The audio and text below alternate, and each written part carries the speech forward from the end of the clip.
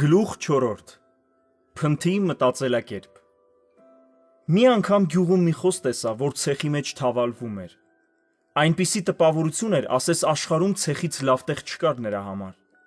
Քիչ հեռվում մի կատու նկատեցի, որի կողքով ավտոմեքենա անցավ եւ նրան ցեխոտեց։ Կատուն նստեց ճանապարհի եզրին եւ սկսեց լեզվով իրեն մաքրել։ Այս երկու կենդանիներից մեկը ցեխի մեջ հարմարվել էր, իսկ մյուսը կորցրել էր հարմարավետությունը։ Մեկը փնթի էր, իսկ մյուսը մաքրասեր։ Միթե այս կենդանիների օրինակը կարող է մեզ ինչ-որ բան սովորեցնել։ Մատթեոսի 23:26-ում Հիսուս Քրիստոսը խոսում է մաքրության մասին։ Ուշադրություն դարձրեք, որ Աստված մտահոգված չէ միայն մարդու ներսի մաքրությամբ, նա խոսում է նաև դրսի մաքրության մասին։ Առաջ մաքրիր բաժակի եւ սկավառակի մեջը, որ նրանց դուրսն էլ մաքուր լինի։ Այս խոսքի համաձայն, եթե մարդը փնթի է, ուրեմն իր ներսի մաքրության հետ կապված խնդիր ունի։ Ավելի ճիշտ, իր ներսի մարդն է փնթի։ Մեր արտաքին բնավորությունն ու սովորույթները ոչ այլ ինչ են, եթե ոչ մեր ներսի մարդու էության արտացոլումը։ Հարց է ծագում. միթե քրիստոնյաներն իրենց մտածելակերպի կամ սովորույթների հետ կապված խնդիրներ են ունենում, չէ՞ որ կարդում են Աստծո խոսքը։ Կորինթոսի եկեղեցին կարդում եւ լսում էր Աստծո խոսքը, սակայն հավատացյալների մեջ այնպիսի մեղքեր կային, որ Պողոս առաքյալի խոսքերով նույնիսկ հեթանոսների մեջ չկային։ Նրանք անունով քրիստոնյա էին, իսկ մտածելակերպով պիղծ։ Գաղատացիների եկեղեցու անդամները հոգով փրկված էին, բայց շարունակում էին հետևել իրենց հեթանոսական սովորույթներին։ Աստված ասում է. «Ես սուրբ եմ»։ Կարդալով Հայտնության գիրքը կարող ենք տեսնել, որ երկնքի արքայությունը եւ Նոր Երուսաղեմը մաքրության եւ կարգուկանոնի մեջ են։ Քրիստոնյաները չպետք է ունենան փնթի մտածելակերպ։ Մենք փրկվել ենք ոչ միայն հավիտենական կյանք ունենալու, այլև Տիրոջը հետևելու եւ նրա մտածելակերպն ունենալու համար։ Բայց երբ թագավորը մտավ, որ բազմականներին տեսնի, այնտեղ մի մարդ տեսավ, հարսանիքի հանդերձ չհագած, եւ նրան ասաց. «Ընկեր, ինչպես մտար այստեղ, որ հարսանիքի հանդերձ չունես»։ Եվ նա պապանձվեց։ Այն ժամանակ թագավորն ասաց ծառաներին. «Դրա ոտքերը եւ ձեռքերը կապեք, վերցրեք դրան, դրսի խավարը գցեք, այնտեղ կլինի լացը եւ ատամների կրճտելը»։ Մատթեոսի 22:11-13։ Հետաքրքիր է, որ Հիսուսը հենց այս օրինակը բերեց։ Բոլորը գեղեցիկ, փառավոր հարսանեկան հանդերձներ ունեին, բայց նրանցից մեկը եկել էր իր կեղտոտ ամենօրյա հագուստով։ Եվ դա Տիրոջը դուր չեկավ։ Իհարկե մենք կարող ենք ասել, որ այս օրինակը հոգևոր նշանակություն ունի, սակայն իմ կարծիքով դա ունի եւ հոգևոր, եւ մարմնավոր նշանակություն։ Աստված մաքրասեր է։ Փնթիությունը սատանայի բնավորությունն է։ Կեղտը, մեղքը, ճանճերը, գարշահոտությունը նկարագրում են դժոխքի մթնոլորտը։ Իսկ որտեղ կա մաքրություն, սրբություն, անուշահոտություն, գեղագիտական գեղեցկություն, այնտեղ աստվածային մթնոլորտ է տիրում։ Ես կարող եմ համարձակորեն ասել, որ փնթիությունը մեղքի պտուղն է, իսկ մաքրությունը սրբության խորհուրդը։ Մի անգամ գնացել էինք Վրաստան։ Մեզ հետ արտասահմանից հյուրեր կային եւ նրանք ցանկացան շոկեբաղնիկ գնալ։ Երբ մտանք այնտեղ, աշխատողը խնդրեց մի քանի րոպե սպասել, մինչև սենյակն ազատվի։ Մի քանի րոպե անց այդ սենյակից դուրս եկան հարբած տղաներ եւ աղջիկներ։ Ակնհայտ էր, որ նրանք ամուսիններ չէին։ Մենք ներս մտանք եւ ապշեցին։ 2 ժամվա ընթացքում այդ գեղեցիկ սենյակը դժոխքի էին վերածել։ Իհարկե մենք այնտեղ չմնացինք, որովհետեւ մեր մեջ փնթիության հոգի չի ապրում։ Հետաքրքիրն այն էր, որ շոկեբաղնիկի աշխատակիցը տեսնելով մեր վերաբերմունքը զարմացավ։ Իհարկե մեղքի մեջ ապրող մարդու համար փնթիությունը բնական երևույթ է, նույնիսկ պարծանք։ Այդ օրն իմ աչքերը բացվեցին եւ տեսա, որ փնթիության հայրը մեղքն է, իսկ մեղքի հայրը սատանան։ Երբ ես եւ եղբայրս ապաշխարեցինք ու գնացինք եկեղեցի, մեր ծնողները սարսափած էին։ Մայրս ասաց. «Ինչից վախենում էի, գլխիս եկավ»։ Նա ճանաչում էր մի քանի հավատացյալների, որոնք չափազանց փնթի էին։ Ես մորս բացատրեցի, որ խնդիրը հավատացյալ լինելը չէ։ Եթե մարդը ներքուստ մաքրասեր է, նրան ոչինչ չի փնթիացնի, իսկ եթե ներքուստ փնթի է, որտեղ էլ լինի միևնույն է, փնթի կլինի, մինչև իր մտածելակերպը չփոխի։ Որոշ ժամանակ հետո մայրս նկատեց, որ մենք հավատացյալ դառնալուց հետո ավելի շատ ենք հետևում մաքրությանը եւ կարգու կանոնին։ Նա ծանոթացավ նաեւ այլ հավատացյալների հետ, որոնք կոկիկ ու մաքրասեր էին։ Այդ ժամանակ նա էլ իր սիրտը նվիրեց Աստծուն։ Մենք մշտապես պետք է հետևենք մեր մաքրությանը, նորոգվենք մտքով եւ տեղափոխվենք սատանայի արքայությունից Աստծո արքայություն։ Այսօր ցավալի է տեսնել, որ կան եկեղեցիներ, որտեղ մարդիկ փնթիություն են քարոզում։ Ես եղել եմ այդպիսի եկեղեցիներում։ Իհարկե նրանց հոգին փրկված է, բայց միտքը նորոգված չէ։ Նրանք շեշտը դնում են միայն հոգու վրա, իսկ մարմինն աղբ են համարում, չնայած Աստծո խոսքում ասվում է, որ մարմինը Սուրբ Հոգու տաճարն է։ Ինչպես ենք վերաբերվում Աստծո տաճարին։ Հին Հունաստանում կար մի հայտնի փիլիսոփա՝ Դիոգենեսը։ Նա ապրում էր տակառում եւ մտածում էր, որ իր մարմինը տանջելով կհասնի ճշմարտության։ Նա չէր լողանում եւ իրեն չէր հետևում։ Նրա կյանքում շեշտը դրված էր միայն հոգու վրա։ Ասում են, որ նույնիսկ տակառից 200 մետր հեռավորության վրա նրա հոտը զգացվում էր։ Չնայած իր կատարյալ փնթիությանը եւ թյուրիմացության հասած մտածելակերպին, Դիոգենեսը շատ հետևորդներ ուներ։ Որովհետև ավելի հեշտ է մարմինը ճնշել եւ մտածել, թե մի լավ բան արեցիր Աստծո համար, քան հոգով հավատալ եւ հաղորդակցվել Աստծո հետ։ Աստվածաշնչում ասվում է, որ Աստծուն մոտենալու միակ ճանապարհը հավատքն է։ Մարդը կարող է նույնիսկ իր բազմոցին նստած հավատալ եւ շփվել Աստծո հետ։ Դիոգենեսից հետո քրիստոնեական աշխարհում հայտնվեց մեկ այլ անձնավորություն՝ Սիմոն Ստոլբնիկը։ Նա որոշ եկեղեցիներում մեծ հեղինակություն էր վայելում, թեև անձամբ եկեղեցիների հետ ոչ մի կապ չուներ։ Սիմոն Ստոլբնիկը Դիոգենեսի նման ցինիկ էր, բայց ի տարբերություն Դիոգենեսի նա ապրում էր ոչ թե տակառում, այլ սյան վրա։ Այդ մարդը մտածում էր, թե իր մարմինը տանջելով հոգին կփրկի։ Եթե քննենք եկեղեցու պատմությունը, կտեսնենք, որ ժամանակ առ ժամանակ եկեղեցու վրա ազդեցություն են ունեցել փնթիություն քարոզող տարբեր փիլիսոփայություններ՝ նեոպլատոնիզմը, ցինիզմը, էգոիզմը։ Սակայն դրանցից ոչ մեկը կապ չի ունեցել ոչ Աստծո, ոչ Աստվածաշնչի հետ։ Թագավորի աղջիկը իսպառ փառավոր է ներսում,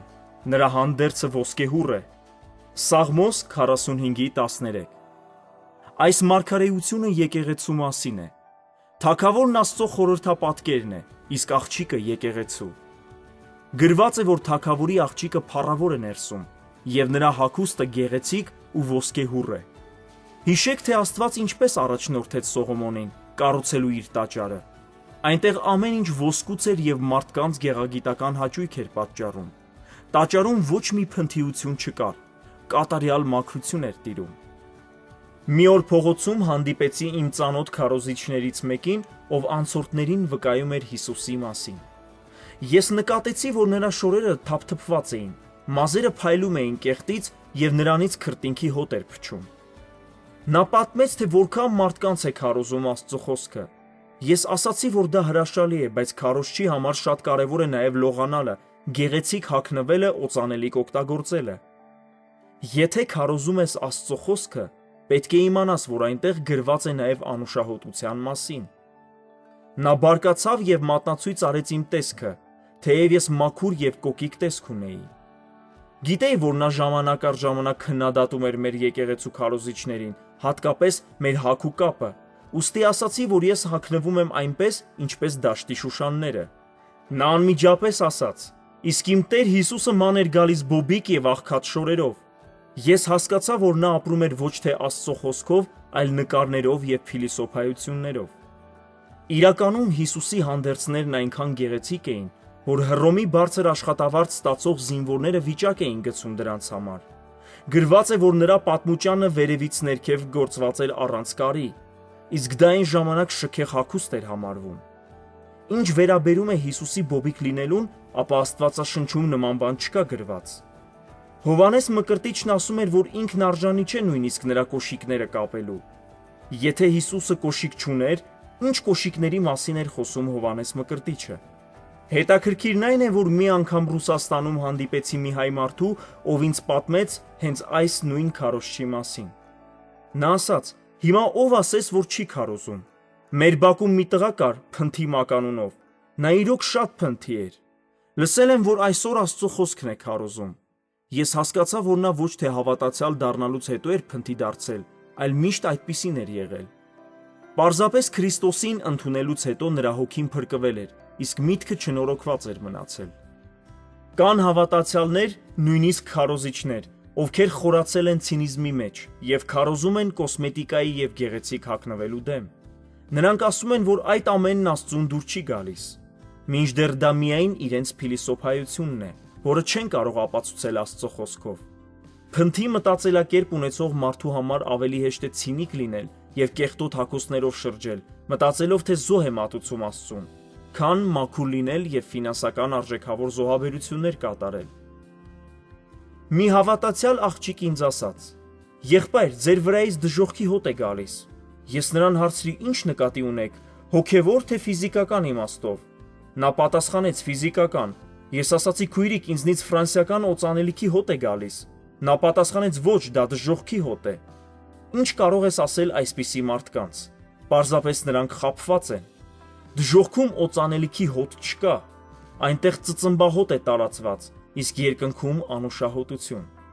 Գրված է, որ Աստծո տաճարը կառուցվում էր Լիբանանի մայրիներից, որոնք անուշ բուրմունք ունեին։ Դա նշանակում է, որ Աստծո տաճարն անուշահոտությամբ էր լցված։ Փնթիությունը չի հարցնում ոչ տարիք, ոչ մաշկի գույն, որովհետև մտածելակերպի հետ է կապված։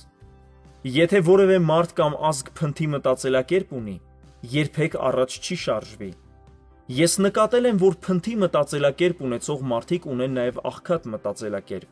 ուստի երբեք չեն կարող հարստանալ եւ բարգավաճել։ Որքան սիրահարներ եւ ամուսնական զույգեր են բաժանվել փնթի մտածելակերպի պատճառով։ Որքան երկրներ են զրկվել զբոսաշրջիկներից այդ նույն պատճառով։ Փնթիության վնասներն ահռելի են։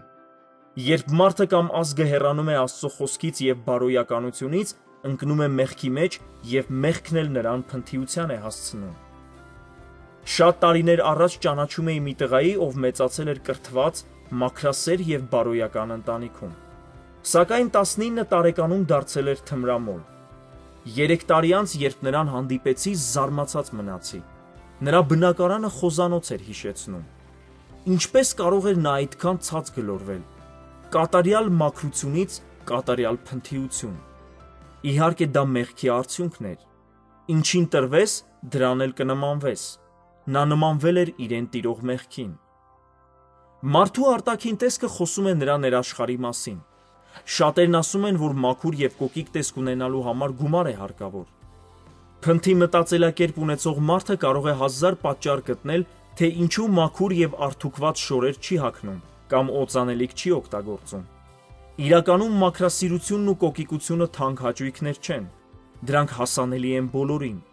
Միթե չսափրվելու կամ տհաճ բուրելու պատճառը գումար չունենալն է։ Իհարկե ոչ։ Տարիներ առաջ կնոջս հետ վերադառնում էինք Սիբիրից։ Օդանավակայանում շատ հայեր կային, որոնք ինչ-որ ժամանակ աշխատել էին Սիբիրում եւ վերադառնում էին Հայաստան։ Ես նկատեցի, որ համարյա բոլորը վանդակավոր մոմլաթե ճամպրուկներով էին, որոնց մեծ մասը կարկատված եւ պարաններով կապկպված էր։ Այնտեղ գեղեցիկ հագնված եւ շքեղ մուշտակներով կանայք կային, որոնք նույնպես այդ նույն վանդակավոր ճամպրուկներով էին ճանապարհորդում։ Իմ կարծիքով սա նույնպես աղքատ մտածելակերպի խնդիր է։ Եթե այդ մարդիկ նորոգված մտածելակերպ ունենային, կարող էին գեղեցիկ եւ հարմար ճամպրուկներ գնել անծայրածիր Սիբիրի խանութներից։ Չէ՞ որ նրանցից շատերը տուն էին վերադառնում արտագնա աշխատանքից եւ բավականին գումար էին վաստակել։ Պարզապես նրանց միտքը նորոգված չէր։ Ես երազում եմ այն օրվա մասին, երբ հայերը աշխարհի որ մասում էլ լինեն, վանդակավոր մոմլաթե պայուսակները կնետեն աղբանոցը եւ կճանապարհորդեն գեղեցիկ ճամպրուկներով։ Միթե այդ ճամպրուկները սազում են մեր ազգին եւ գեղեցիկ օդանավակայաններին։ Մենք պետք է մտքի ռեֆորմացիա, վերափոխում ապրենք եւ ոչ միայն հպարտանանք մեր ազգի հյուրասիրությամբ, այլև մտածենք մեր քաղաքի կամ գյուղի մաքրության, ազգի մաքրասիրության, հագ ու կապի անուշահոտության մասին։ Իսրայելը փուշոտ երկիր էր։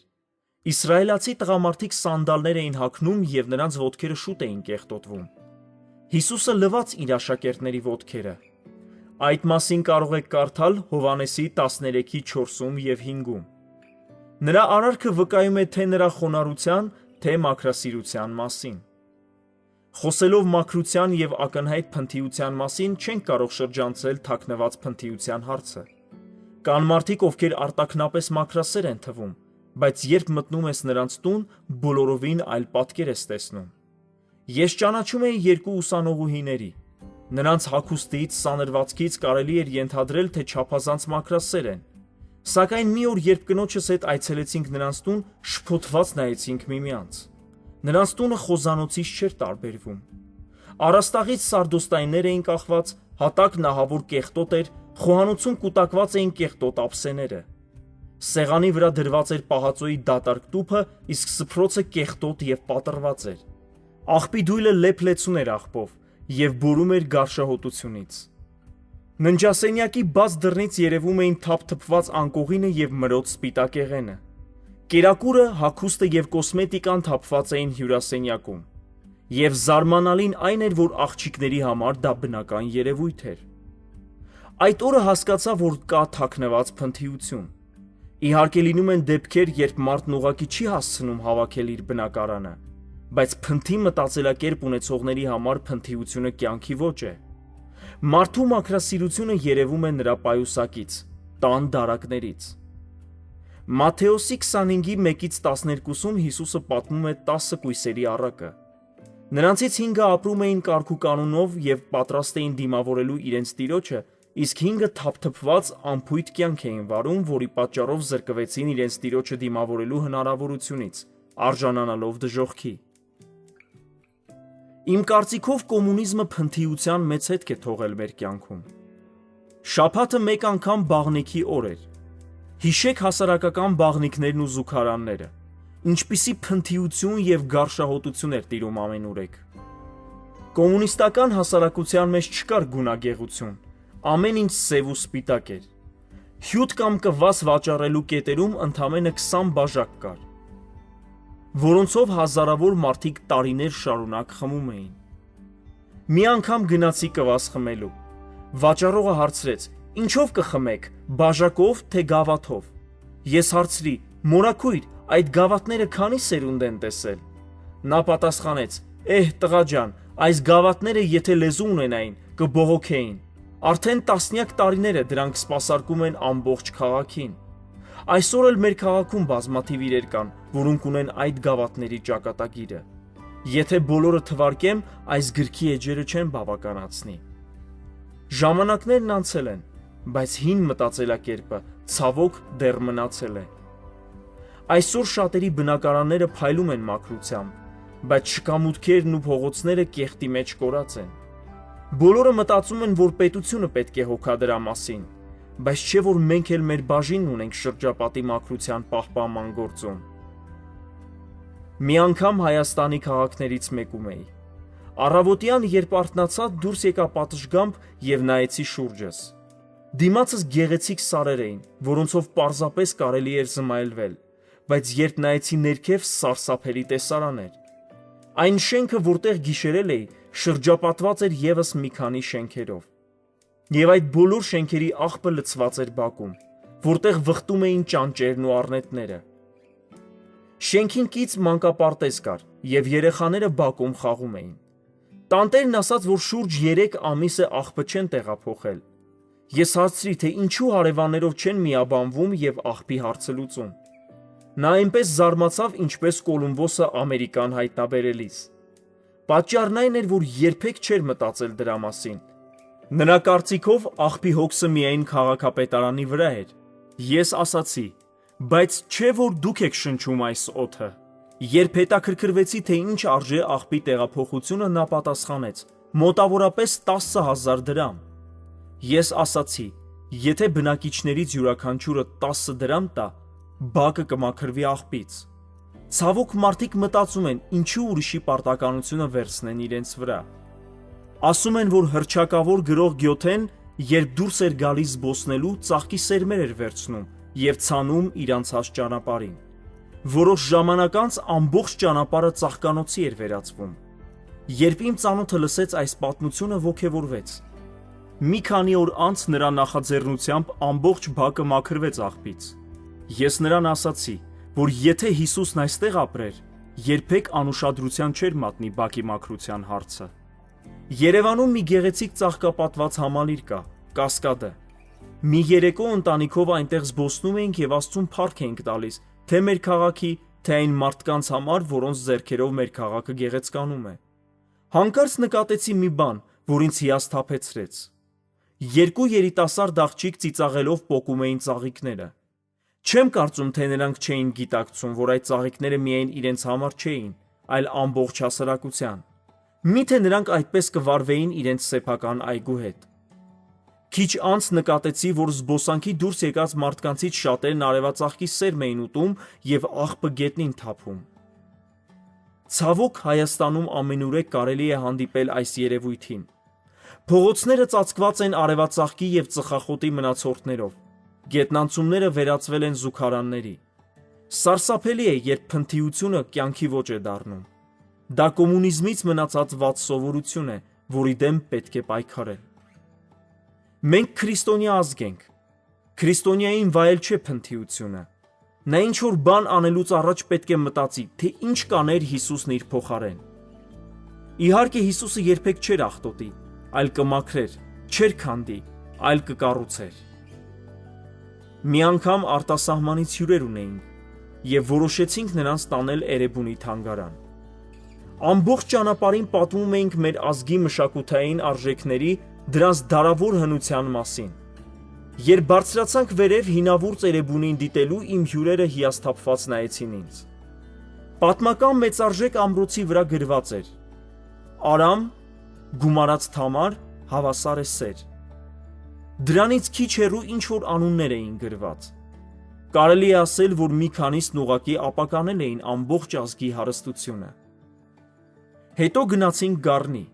Ցանկանում էի հյուրերից ցույց տալ մեր քարե չքնաղ սիմֆոնիան, մի բան, որ ամենուրեք չես կարող տեսնել։ Երբ հասանք այնտեղ, դարձյալ մեծ հիասթափություն վերապրեցի, որովհետև ձորն աղտոտված էր շշերով, կերակրի մնացորդներով, ցելոֆանե տոպրակներով։